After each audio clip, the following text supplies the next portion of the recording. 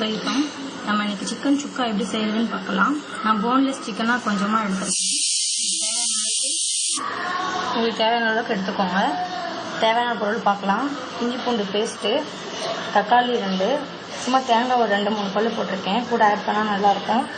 பச்சை மிளகாய் 2, கருவேப்பிலை, கொத்தமல்லி, சோம்பு 1 ஸ்பூன், கொத்தமல்லி தூள் 1 ஸ்பூன், நான் செட்டிநாடு மசாலா அரைச்சி வச்சுருக்கேன், அது ஒரு 2 ஸ்பூன், பெரிய வெங்காயம் ஒரு 2 வெங்காயம், வரமிளகா 1, உப்பு தேவையான அளவுக்கு. ஸோ எல்லாத்தையும் எடுத்து வச்சுக்கோங்க. இப்போ எப்படி செய்யறதுன்னு பார்க்கலாம்.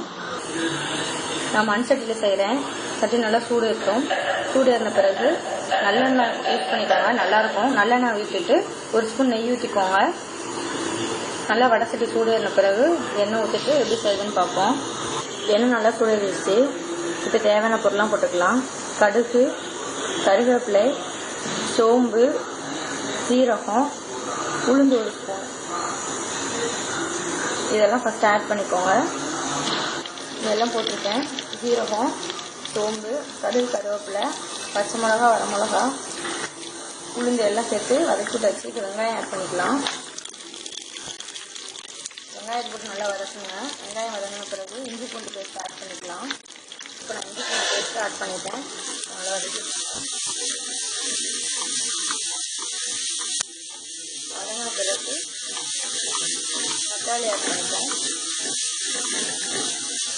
தக்காளி போட்டு தக்காளி நல்லா ஜூஸியாக மாதிரி சாஃப்டாக ஆன பிறகு மசாலாலாம் ஆட் பண்ணிட்டேன். நல்லா வதங்கிடுச்சு. வெங்காயம் தக்காளியெல்லாம் போட்டாச்சு. இப்போ முந்திரி கொஞ்சம் ஆட் பண்ணிட்டேன். ஒரு 4-5 முந்திரி பீஸ் ஆட் பண்ணிக்கலாம். ரெஸ்டாரண்ட்டில் செய்கிற மாதிரி நம்ம டேஸ்ட்டாக இருக்கும். முந்திரியில் ஆட் பண்ணதுக்கப்புறம் மசாலா சேர்த்துப்போம். முந்திரி போட்ட பிறகு வீட்டில் அரைச்ச செட்டிநாடு மசாலா அது 1 ஸ்பூன்,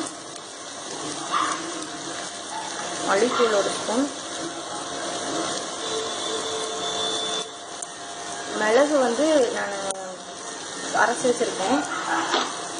நீங்கள் மிளகு கொஞ்சம் நிறையா போட்டால் மிளகு சிக்கன் மாதிரி நல்லா இருக்கும். இல்லை உங்களுக்கு காரத்துக்கு தகுந்த மாதிரி லைட்டாக கூட போட்டுக்கோங்க. அது 1 ஸ்பூன் மிளகு தூள் ஒரு ஸ்பூன் போட்டாச்சு.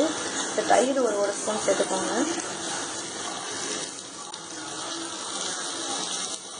தயிர் கொஞ்சம் ஆட் பண்ணியாச்சு. இப்போ கல் கொஞ்சம் இவ்வளோ கல் போட்டுக்கோங்க. வீட்டில் வினிகர் இருந்துச்சுன்னா வினிகர் 1 ஸ்பூன், அப்படி இல்லைன்னா லெமன் கூட நீங்கள் ஒரு 1/2 பீஸ் புளிஞ்சு விட்டுக்கலாம். இதெல்லாம் ஃபஸ்ட்டு நல்லா மசாலாலாம் பச்சை வாசனை போகிற வரைக்கும் வதக்கிட்டு மிளகாத்தூள் ஒரு ஸ்பூன் இல்லை 1/2 ஸ்பூன் உங்கள் காரத்துக்கு தகுந்த மாதிரி ஆட் பண்ணிக்கோங்க. நான் இப்போ வினிகர் 1 ஸ்பூன் ஊற்றிருக்கேன். அப்புறம் மிளகாத்தூள்லாம் போட்டு சிக்கன் எடுத்து போட்டேன். நல்லா பரட்டிக்கோங்க.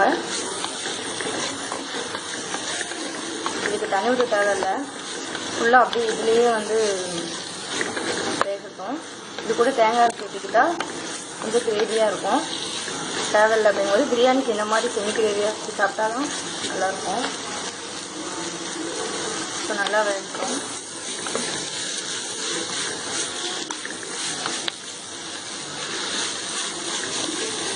ஒரு 8 மினிட்ஸ் மூடி வச்சுருங்க. சிக்கன் நல்லா வேகட்டும். அந்த பிறகு பார்ப்போம்.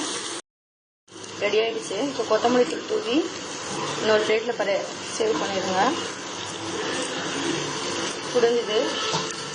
இதை கிளறி விட்டு வேறு ஒரு பிளேட்டுக்கு மாற்றிடலாம். போல் ரொம்ப டேஸ்ட்டாக இருக்கும். நல்லா வாசமாக இருக்குது. நீங்களும் கண்டிப்பாக உங்கள் வீட்டில் ட்ரை பண்ணி பாருங்கள். உங்களுக்கு ரொம்ப பிடிக்கும். பிரியாணிக்கு இந்த மாதிரி செஞ்சு சாப்பிட்ட சைடிஷ் ரொம்ப டேஸ்ட்டாக இருக்கும். செஞ்சு பார்த்து உங்களுக்கு கமெண்ட்ஸை சொல்லுங்கள். உங்களுக்கு பிடிச்சிருந்தா நான் சேனலை சப்ஸ்கிரைப் பண்ணுங்கள். தேங்க்யூ.